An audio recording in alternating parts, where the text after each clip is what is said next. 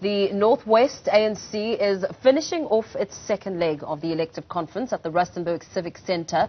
Voting delegates are expected to elect the Provincial Executive Committee to work with the 5 office bearers of the party in that province. On Thursday, a High Court bid to challenge the constitutionality of the 9th Congress was dismissed for a lack of urgency. Joining us now to unpack what to expect is Dr. Zamo Mbandlwa, a political analyst. Dr. Mbandlwa, very good evening to you. Thank you so much for your time. The Mahikeng High Court dismissed a court challenge to halt the gathering and render the first installment null and void. What tone does this set for the second leg of the conference, especially as we know that disgruntled delegates are this evening saying that they will not be part of the voting process? Okay. Thank you so much for the invitation, and good evening to you and the viewers at home. Before we unpack what to expect and what impact the decision of the court will have in the ANC and people of North West, I would like us to look back at what has happened in the past in the North West province. Remember, what is happening in the ANC today in North West is not only attracting the interest of the ANC members or the politicians, but also the citizens at large, particularly people of North West.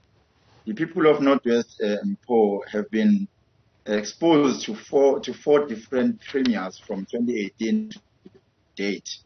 And it tells you that if you have 4 premiers in 4 years, in slightly more than 4 years, it means that the service delivery will not be effective in the province because leaders come with their own leadership style and they have their own programs.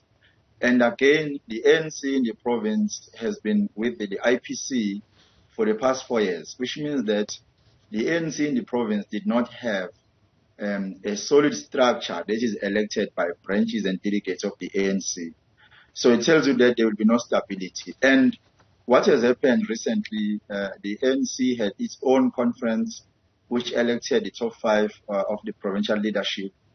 And within the top 5, the current premier is not elected as the chairperson of the province, which then means that it's highly possible that the premier might come from other people, or the current premier might even might resign. We've seen what has happened in the province of KwaZulu-Natal when the premier was not elected as the chairperson. So it tells us that even people of the Northwest will still be subjected to these types of conditions. And coming back to what you have said, the ANC does not need an opposition party anymore. The ANC within is divided into 2 in such a way that those who are accused of rigging the processes are also part of opposing the will of the ANC. And those who are taking members or the decisions, who are challenging the decisions through the court processes, are also doing something which is also against the will of the members of the ANC or delegates, because the ANC should be able to sit and discuss issues internally, not taking issues outside, especially through court process. Part of the collective in the leadership positions and who challenge the decisions of the conference to court are also not happy, even during the election processes. When the ANC is campaigning, you will know that some of the members within the ANC will not be supporting the candidates that will be the candidates of the ANC, particularly looking forward to the national and provincial government elections in 2024. Now, those who are opposing the current leadership in the province will not be in full support because there is no comradeship anymore. People now have their own interests. The fact that people are fighting, people are even taking these matters to various courts of the land, it shows that, because I was watching the outcome of the court, I was watching the court processes, and the disgruntled members indicated that they are willing to take this matter up. So it means that the decision that was taken by the court can be challenged, if they take it to another court. Yeah. And as you speak about the past, which is still a present when it comes to the level of service delivery, basic service delivery, we heard the ANC admitting this afternoon that they've seen the track record as far as what it means at the electoral to its electoral fortunes when there is this inconsistency with the making sure that basic services are met. I mean, that speaks to some form of admission, but admission really should speak to change. So what do you imagine the focus will be, whether or not Bushy Mape is elected to be part of the PEC is something that could also come out very strongly because there's a lot of eyes on that decision.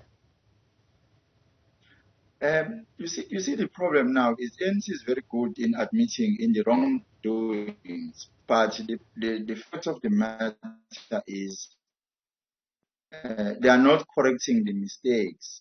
Admitting is something else, but correcting those mistakes is also something else. And even now, because we know that the ANC National Conference is going to take place this year, which will then decide who becomes the president and all other officials of the ANC in the national level. And of course, they will be doing the same thing. They will also be saying the same thing that is said by the provincial leadership of North West. But when remember, the current president, when he came into power, he have raised a number of issues. He admitted, he even went to the State Commission, State Capture Commission. He admitted the wrong things that has been done by the ANC government in the past. But go and look at how those things have been corrected. So the issue of saying, you admit that you have committed mistakes and your plans and the actions towards correcting those mistakes, those are two different things.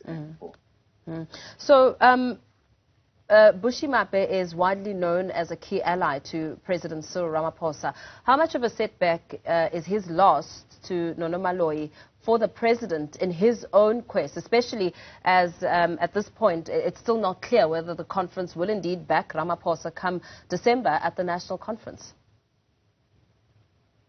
Yeah, you see, the problem now is it's not certain that the current or the sitting president will come back as the president, because I think all leaders of the ANC in various provinces, they are not resolute on who must become the president.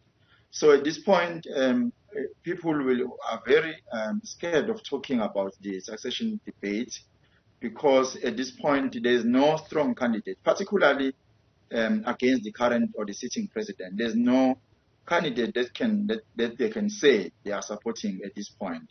And that is why I always say it is highly possible that you will see a different candidate which is not amongst the candidates that's been spoken about as successor of the current president, if the president is not coming back. But certainly, because of the process of the conferences, of course, if you are aligned to a specific leader in the national level, even the delegates in your province and even other structures in the province are subjected to the oppression, because we've seen that happening in other provinces as well. So there is no way that if the leadership of the National Executive Committee is not in your favor to lead in a province, then you'll wake up tomorrow after you have won the conference, you'll wake up tomorrow and say you are supporting the leadership when you knew from the beginning that the leadership did not support you.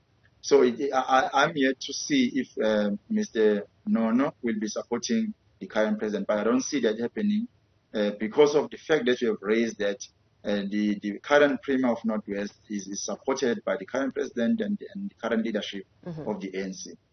Very well. Thank you so much for your time and weighing in on this discussion. Political analyst Dr. Zamo Mbandlwa.